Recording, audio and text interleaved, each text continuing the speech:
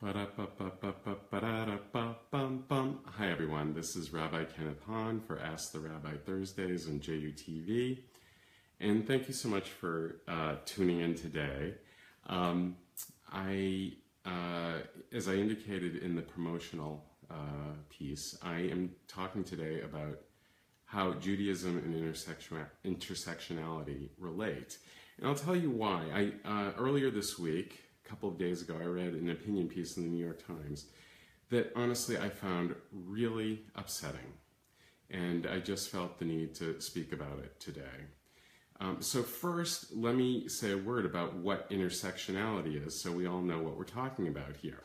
Intersectionality is defined as the interconnected nature of social categorizations such as race, class, and gender as they apply to a given individual or group, regarded as creating overlapping and interdependent systems of discrimination or disadvantage. So this relates very much to identity politics, which of course is very much present today in many, many spheres of life in the United States and in many, many institutional contexts and settings.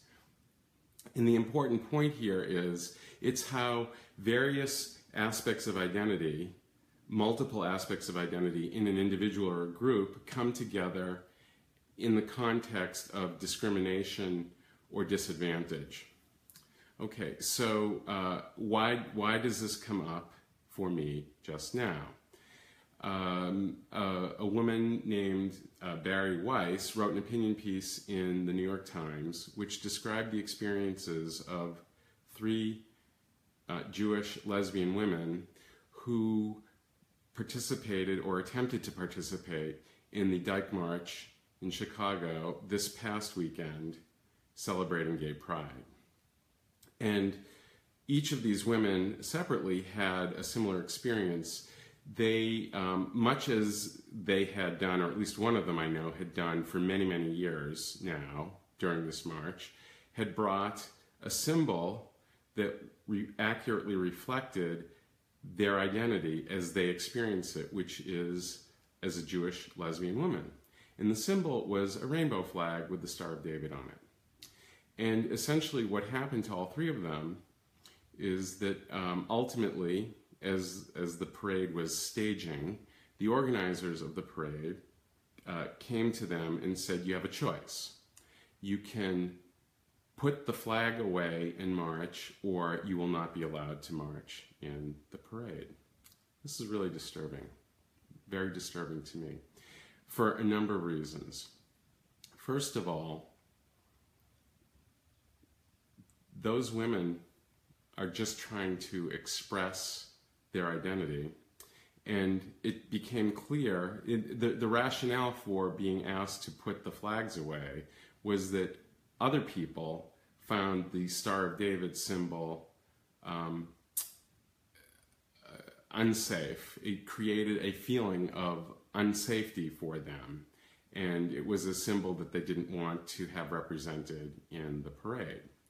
And so essentially what was being communicated pretty much explicitly was the aspect of yourselves that you define as Jewish, it has no place here if you choose to represent that symbol in a way that many other people interpret strictly as a promotion of Zionism and, support for Israel. And that was something that was not going to be tolerated in this parade. The women ended up not marching. And it's disturbing for a number of reasons.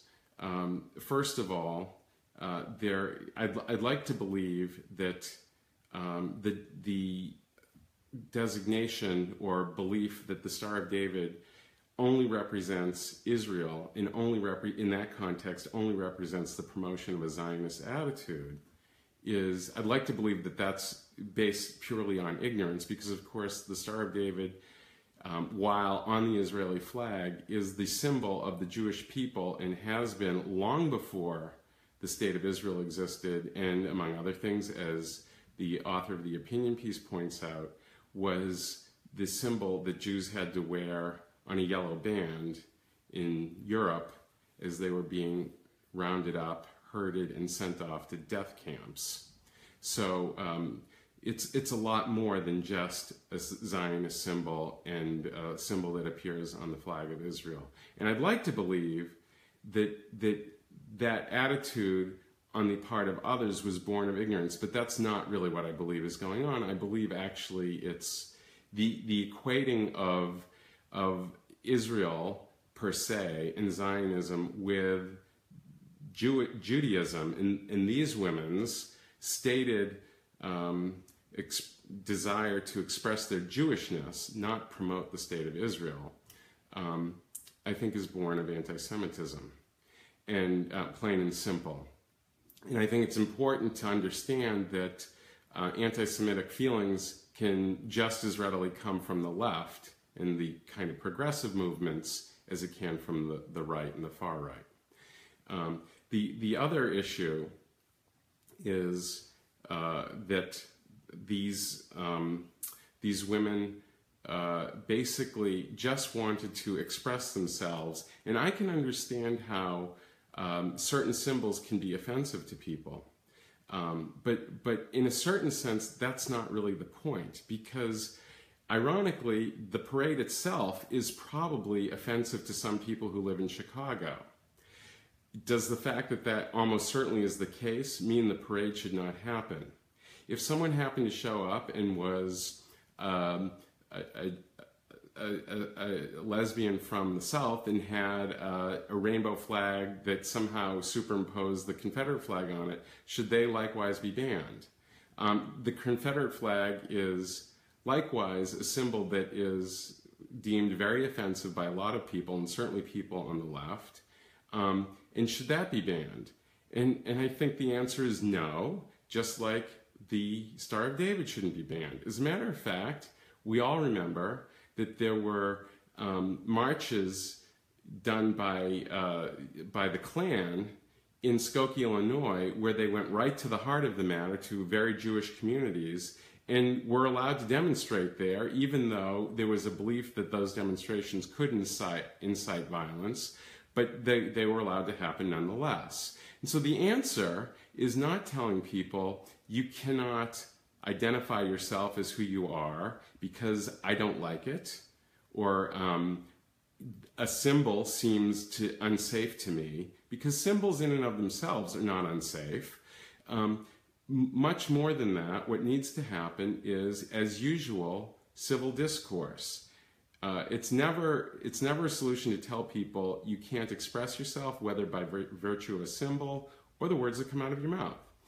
We have to advocate free speech for one and all, and when we find things upsetting, we have to go and talk to people and respectfully say why it is that the symbol that you carry that represents yourself is upsetting for me, and here's why. And perhaps in that context, people would say, I understand that and I don't want to upset you, so let's dialogue, and perhaps the ultimate solution here will be for me to voluntarily choose not to express myself in that way. But to tell people that they don't have a choice in the matter, and who's to decide anyway, is inherently problematic. So I'm hoping, as usual, for much more civil discourse and much more opportunities for everyone to express themselves in the ways they deem fit, as long as they're not, of course, violent.